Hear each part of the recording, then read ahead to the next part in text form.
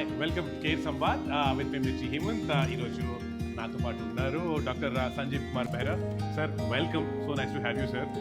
Uh, like we were talking, I have a bunch of questions I wanted to ask you, sir. Yeah, So please answer or clear my doubts.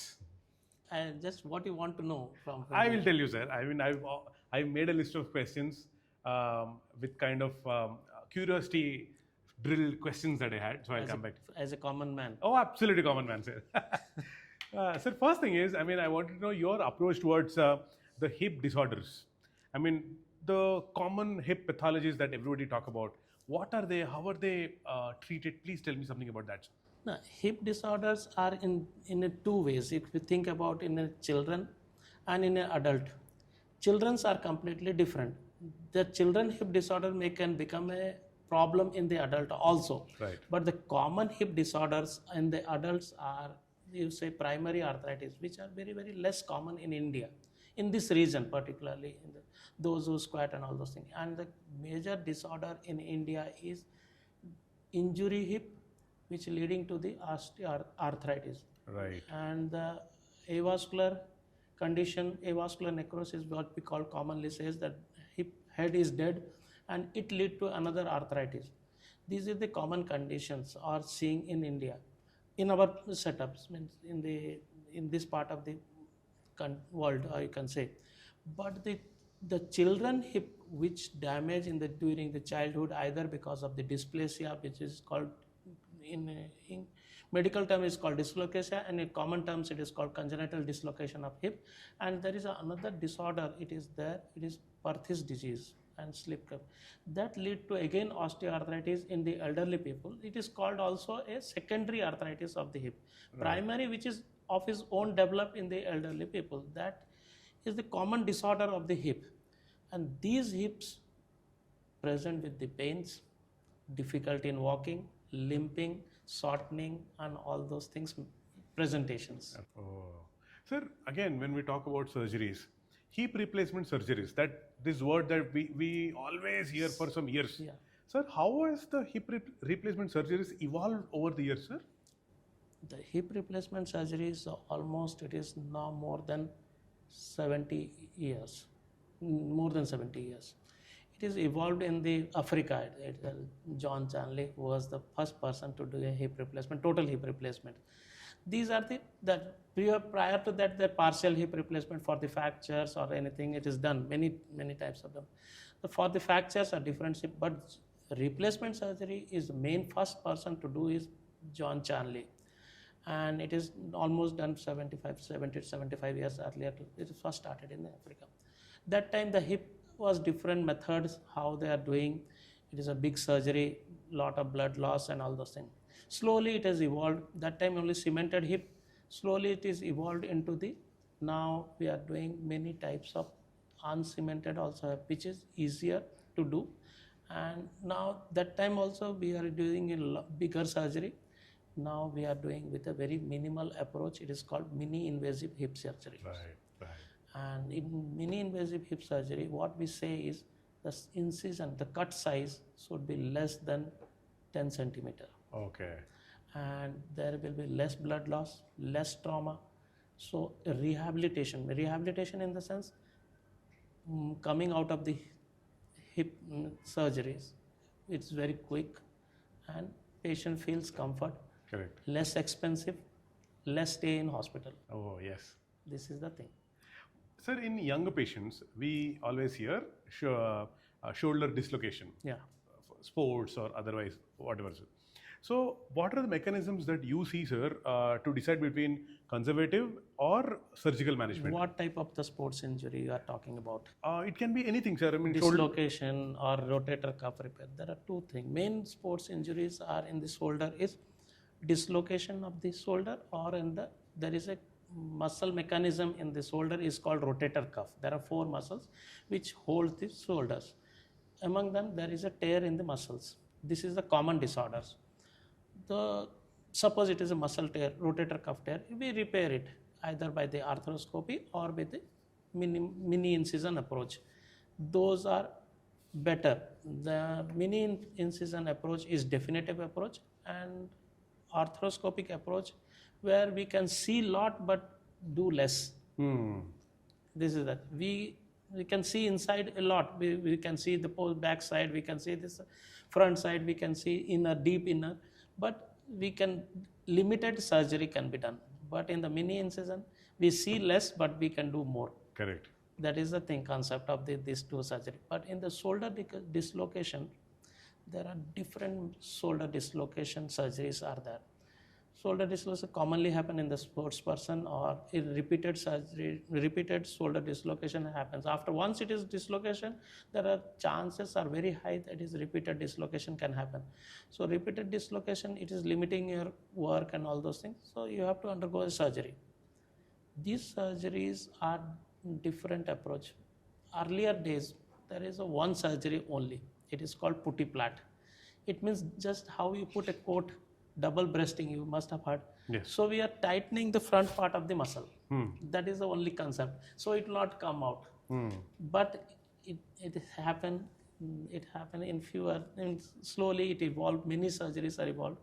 So we try to do many surgeries like now arthroscopy, and there is a special surgery is called lateral jet. There is a lateral jet surgery. It is a special surgery for the shoulder. Okay. Sir, again, in continuation with that, how do you counsel these young athletes, sir, about risks and long-term outcomes after the shoulder stabilization surgeries? Not the counsel. The counsel is there are two. Suppose, see, nobody wants any problem in the future. Any sports person, or they want to return to the sports, or the younger people want to return as quickly as to the work. Correct. So they need, what they need is, my shoulder should be stabilized. I should do the normal activity. So limitation should not be there. The thing is, if you go for a arthroscopic surgery, there will be some limitations in the shoulder. But in the lateral jet surgery, the limitations are very, very less. You are almost achieving a native knee, a native shoulder. Okay. Oh. So that is always, but the difference is, in the lateral jet, it is a difficult surgery. And the arthroscopic Bankart surgery or whatever the repair surgery, it is less invasive, but it is a technically strong surgery, but the limitations of the shoulder will be there. But when from shoulder, let's move to a knee, sir. I mean, there are a lot of people who go for knee replacements, right? So what criteria, symptoms, or images findings push you towards a surgery? See, images are not the primary things. It is a secondary. It should match with your clinical presentation. Right. Clinical presentation is first is pain. Okay. Telling. Suppose your pain is very lot, you are not able to tolerate and all this thing, then you think about try to match with the imaging. Imaging is X-rays or MRI, whatever. If so, both are matching. If the your pain and ear is corresponding, that your imaging is corresponding, means pain is there, severe pain is there, plus your damaged knee is there. So you will think about going for a surgery or not. Without that, without pain, no surgery is. Yeah. No pain, no surgery. And also, some people say partial knee replacement versus total knee replacement. Sir, how do you make that difference? No, partial knee replacement is a newer evaluation. It is there since 15-20 years, but it is a newer evaluation. See, think that the knee has three components: the front part, the medial, the inner part, and the outer part. There are three components. If only the one part is damaged, there is a medial component or the lateral component is damaged of the knee, it is called compartment. I am telling to explain that component, but it is a compartment. If one component is damaged, we think about the partial knee replacement. But partial knee replacement has its limitation. So many people think in our setup, where the resources are limited, money is limited, we cannot always think about the partial knee replacement. Right. We always have to think about the total knee replacement, or a better way, it is called high tibial osteotomy, which is a more evolving and more acceptable in the European places. where there is no limitation. We can run, jump, everything. Your movement is completely as normal. So there are a lot of people who have, the patients especially, they have great expectations. Like after the surgery, I will, like you said, I will jump, or very fast recovery. I will go back to my say sport or their normal life. How do you handle that expectation? Yeah, there are two methods. What we say is, one is called fast track surgeries. Suppose if somebody are willing to go for a surgery, I saw him, I in my clinic or with chamber, he visited me. Okay, he need relief. I will train him for 1 week or 2 weeks or how to do exercise after the surgery, and what you can do after the surgery. That limitation I have to reduce that, to make him more acceptable to the knee replacement or other. That is called fast track surgeries. And after the surgery, the technical skill of the surgery is very, very important. How much you cut, how much you are damaging the soft tissue. Surgery is also a damaging to the soft tissue to the person normal tissue. So how much you have relieved, how much you have released to make the joint compatible for a component. So all these techniques are important. After the surgery, how much patients adapt that, first thing. The thing is that adaptation is meaning he's doing proper exercise as you advise, the rehabilitation. So the coming back to the normal. Nowadays patient walks in after 10-12 hours, no pain. Next day he can go to washroom. Only 2 days in the hospital, they go home. But that is not that. It is that it didn't heal. The patient doesn't have pain, but he's moving. After once he go home, how much exercise you are advised and how he is doing, that is very, very vital. Not that a physiotherapist or a physical therapist who is visiting him at home or in a clinic or nursing home, he has to evaluate the patient properly to make the patient mobile as quickly as and recovery as quickly as possible. Then only patient goes to normal activity. Normal activity takes nearly 3 to 4 weeks. And going to return back to the normal act means normal sports means daily rehabilitation means what you call like treadmill walking or doing minor sports. Somebody plays tennis also. These things can be back in knee replacement in 8 weeks nearly. Uh, so, is there like a post-surgery rehabilitation protocol that you follow with regards to hip or a shoulder or a knee? Shoulder is very, very vital because healing time is more, 3 to 4 weeks, and that protocol he has to follow. If protocol is not followed also, there is complications is there because of stiffness of shoulder, movements are reduced, all those things, and wasting of the muscles in the thing, thinning of the muscles, and it become weaker, shoulder become weaker. So coming back to this work, in the knee also the same thing, as quickly as possible. And hip, it is less. In knee, mainly your movement of the knee is to maintain from the day one, and strengthening of the knee after second weeks. Then it gives, and walking is must as much as possible. Not that I walk for 15 minutes or 20 minutes. According to limitation, a 70-year man or 50-year man cannot have the same walking distance. So they will have a different. So the walking is as much as possible from their side. But you have to encourage more and more. Right. Sir, do you keep a close look about the complications? Yes, definitely. This is very, very vital part of the surgery. Surgery is a holistic approach. My work is not over by doing a surgery. I have to see how he is recovering and how he has gone back to the normal activity in the hip. But in the knee, the results are very, very good. And then in my condition, I'm saying the joint preservation surgery I was doing for almost 25 years. For India, at that time, nobody was doing.